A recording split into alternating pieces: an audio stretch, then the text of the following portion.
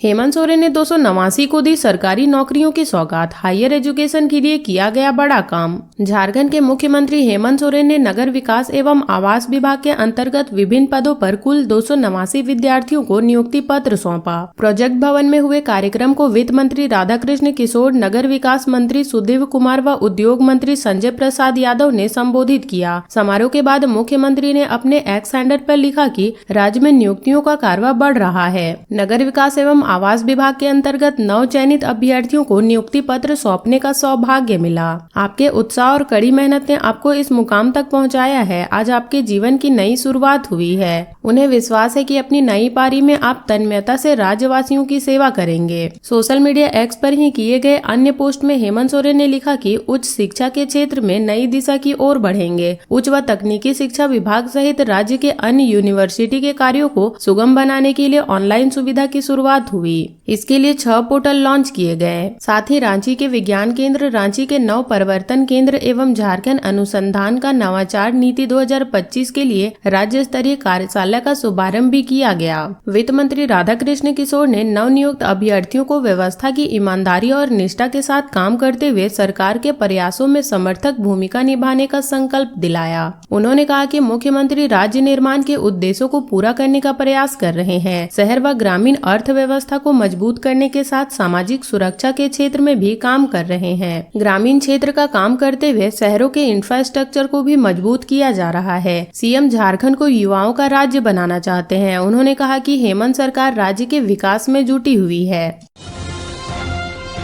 गिरिडीह में भीषण सड़क हादसा, स्कॉर्पियो का बाइक से टक्कर, कुल 8 लोगों की मौत। गिरिडीह में 2 भयानक सड़क हादसा हुआ है। इसमें कुल 8 लोगों की मौत हो गई है, जबकि एक घायल है, जिसका इलाज हजारीबाग सदर अस्पताल में चल रहा है। ये दोनों ही दुर्घटनाएं देर रात को हुई है। पहली घटना जिले के मधुबन थाना क्षेत्र स्थित पुलिस पिकेट के पास की है, जहाँ एक बाइक और स्कॉर्पियो की हुई टक्कर में दोनों वाहन में सवार 6 लोगों की मौत हो गयी। जानकारी के अनुसार मधुबन थाना क्षेत्र के पुलिस पिकेट के पास विपरीत दिशा से आ रहे बाइक सवार को बचाने के चक्कर में स्कॉर्पियो चालक का संतुलन बिगड़ गया और उसने बाइक सवार 2 युवकों को टक्कर मारते हुए एक पेड़ से जा टकराई। स्कॉर्पियो की रफ्तार तेज होने के कारण स्कॉर्पियो और बाइक दोनों के परखच्चे उड़ गए और घटना स्थल पर ही सभी की मौत हो गई। घटना की जानकारी मिलते ही पुलिस घटना स्थल पर पहुंची और शव को अपने कब्जे में लेकर पोस्टमार्टम के लिए गिरिडीह भेज दिया गया। दूसरी घटना गिरिडीह के बगोदर की है। ये घटना अटका मुंड्रो रोड स्थित बिहारों के पास की है। इसमें बाइक सवार 2 लोगों की मौत हो गई, जबकि एक का इलाज हजारीबाग के सदर अस्पताल में चल रहा है। इस संबंध में स्थानीय लोगों ने बताया कि रात्रि 12 बजे मुंड्रो से एक बाइक पर सवार होकर 3 युवक अपने घर बिहारो जा रहे थे। इस दौरान उनकी बाइक बिहारो के समीप असंतुलित होकर बिजली के खंभे से टकरा गई। घटना के बाद स्थानीय लोगों के सहयोग से घायलों को इलाज के लिए बगोदर ट्रॉमा सेंटर ले जाया गया, जहां इलाज के दौरान एक युवक की मौत हो गई। इसके बाद गंभीर रूप से घायल दोनों युवकों को हजारीबाग के सदर अस्पताल में भर्ती कराया गया, जहां इलाज के दौरान एक और युवक की मौत हो गई।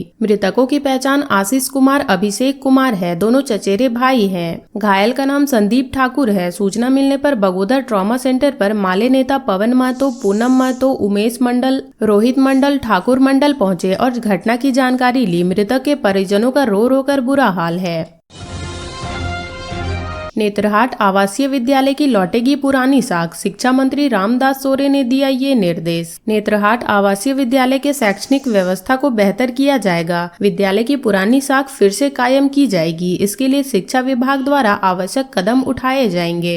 यह निर्णय मंगलवार को शिक्षा मंत्री रामदास सोरेन की अध्यक्षता में नेतरहाट विद्यालय समिति की सामान्य निकाय की बैठक में लिया गया है। इसके लिए विद्यालय के नामांकन प्रक्रिया, शिक्षक नियुक्ति से लेकर अन्य प्रक्रिया में आवश्यक बदलाव किया जाएगा। विद्यालय में नामांकन के लिए प्रवेश परीक्षा लेने की जिम्मेदारी झारखंड एकेडमिक काउंसिल को देने की तैयारी है। इस संबंध में पहले शिक्षा विभाग द्वारा एसओपी बनाया जाएगा। शिक्षा विभाग द्वारा तैयार एसओपी के आधार पर जैक नामांकन लेगा। बैठक में एक कमेटी गठन का निर्णय लिया गया। कमेटी में विद्यालय के पूर्ववर्ती विद्यालयों को भी शामिल किया जाएगा। कमेटी 3 माह में अपनी रिपोर्ट शिक्षा मंत्री को देगी। कमेटी विद्यालय के पठन पाठन को बेहतर करने के लिए अपनी रिपोर्ट तैयार करेगी। कमेटी कमेटी की रिपोर्ट के अनुरूप विद्यालय में शिक्षक नियुक्ति प्रक्रिया में बदलाव किया जाएगा। विद्यालय में हुई रिश्वतखोरी के मामले में जिला के उपायुक्त से रिपोर्ट मांगी गई है। बैठक में स्कूली शिक्षा एवं साक्षरता विभाग के सचिव उमाशंकर सिंह समेत निकाय के अन्य सदस्य उपस्थित थे। विद्यालय में नामांकन प्रवेश परीक्षा में शामिल होने के लिए आवेदन जमा करने वाले विद्यार्थियों की संख्या लगातार कम हो रही है। विद्यालय में एक समय नामांकन के लिए 20,000 से अधिक आवेदन जमा होता था। अब यह संख्या घटकर 2,000 से भी कम हो गई है।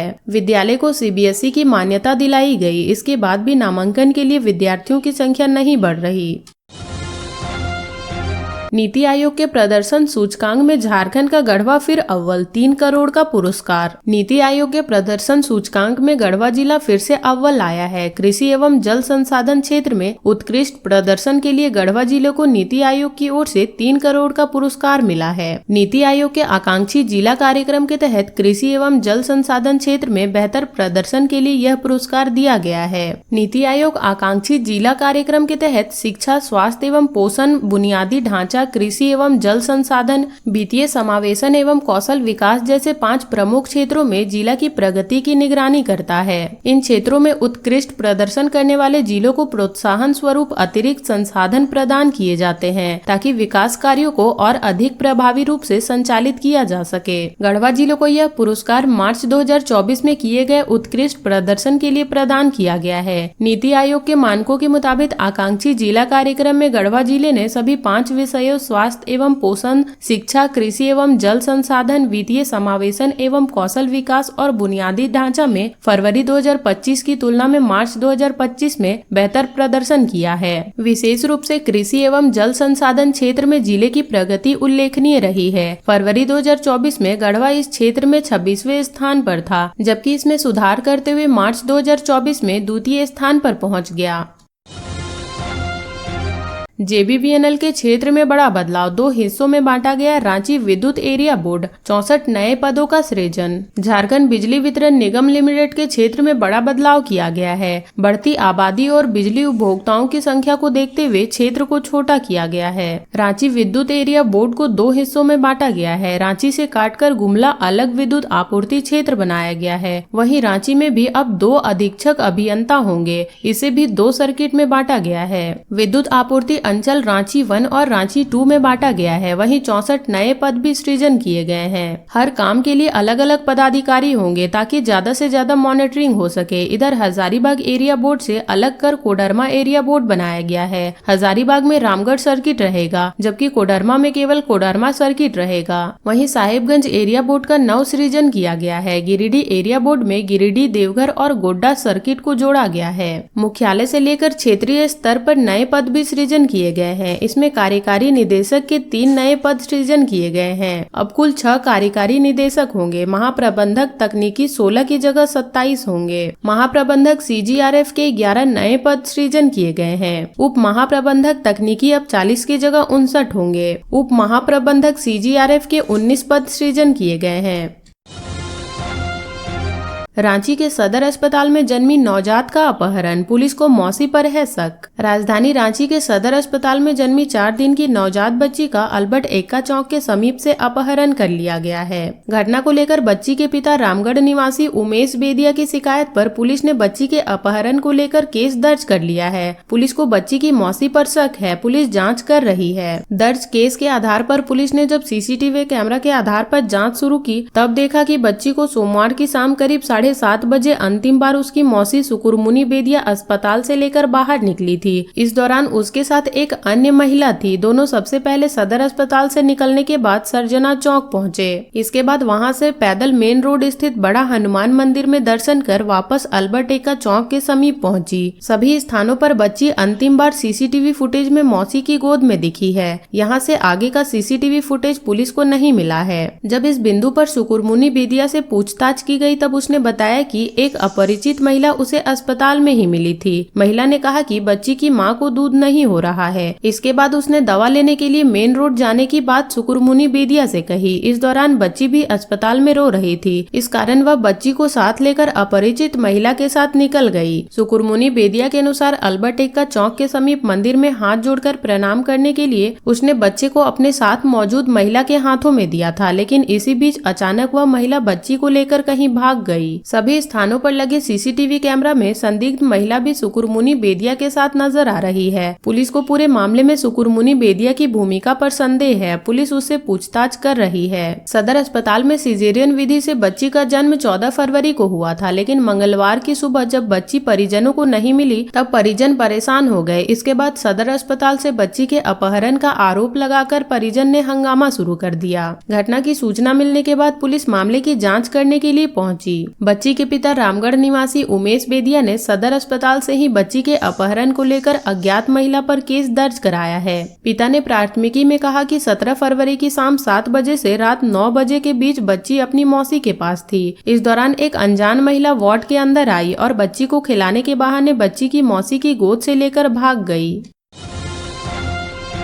हेमंत सोरेन कैबिनेट ने इन्हें दी बड़ी सौगात, महिलाएं अब रात में भी कर सकेंगी काम, बकाया विवाद समाप्त। झारखंड कैबिनेट की बैठक मंगलवार को प्रोजेक्ट भवन सभागार में हुई। इसमें 12 प्रस्तावों को मंजूरी दी गई। राज्य सरकार के कर्मियों और पेंशनधारियों के महंगाई भत्ता में 7 से 12% तक की वृद्धि की गई। छठा केंद्रीय वेतनमान के तहत आने वाले राज्य कर्मियों और पेंशनधारियों को 1 जुलाई 2024 के प्रभाव से 239% की जगह 246% महंगाई भत्ता मिलेगा, यानी 7% की वृद्धि की गई है। पंचम वेतनमान के दायरे में आने वाले कर्मियों को 443% से बढ़ाकर 455% महंगाई भत्ता मिलेगा, यानी कि 12% की वृद्धि की गई है। 15 नवंबर 2000 बिहार पुनर्गठन अधिनियम के तहत गठित झारखंड और बिहार के बीच चला आ रहा बकाये का विवाद अब समाप्त हो गया है। हाईकोर्ट के निर्देश पर तत्कालीन बिहार सरकार के स्टेट रहे Bihar state electronic development corporation limited एवं बिहार राज्य औद्योगिक विकास निगम के कर्मियों का बकाया का भुगतान झारखंड सरकार के इकाई झारखंड उद्योग क्षेत्र विकास पदाधिकारी करेगी। इससे जुड़े एक प्रस्ताव को मंगलवार को कैबिनेट की बैठक में मंजूरी प्रदान की गई। राज्य सरकार ने कारखाना संशोधन विधेयक 2024 के गठन को स्वीकृति दे दी है। ईज ऑफ डूइंग बिजनेस के तहत औद्योगिक नीति एवं संवर्धन विभाग के वाणिज्य एवं उद्योग मंत्रालय द्वारा बिजनेस रिफॉर्म एक्शन प्लान के लिए इस विधेयक को मंजूरी दी गई है। इसके तहत महिलाएं अपनी सहमति से कारखानों में शाम 7 बजे से सुबह 6 बजे तक काम कर सकेंगी। झारखंड में पश्चिमी विक्षोभ का असर, आज कोल्हान में गरज के साथ बारिश, 3 दिनों का येलो अलर्ट। झारखंड में पश्चिमी विक्षोभ के कारण मंगलवार की दोपहर से मौसम में बदलाव शुरू हो जाएगा। इस कारण आकाश में बादल छाए रहेंगे। मौसम विभाग ने अपने पूर्वानुमान में बताया है कि 19, 20 और 22 फरवरी को अलग अलग इलाकों में वज्रपात के साथ बारिश होने के संकेत हैं। खासकर 19 फरवरी को कोल्हान इलाके में गरज के साथ बारिश हो सकती है।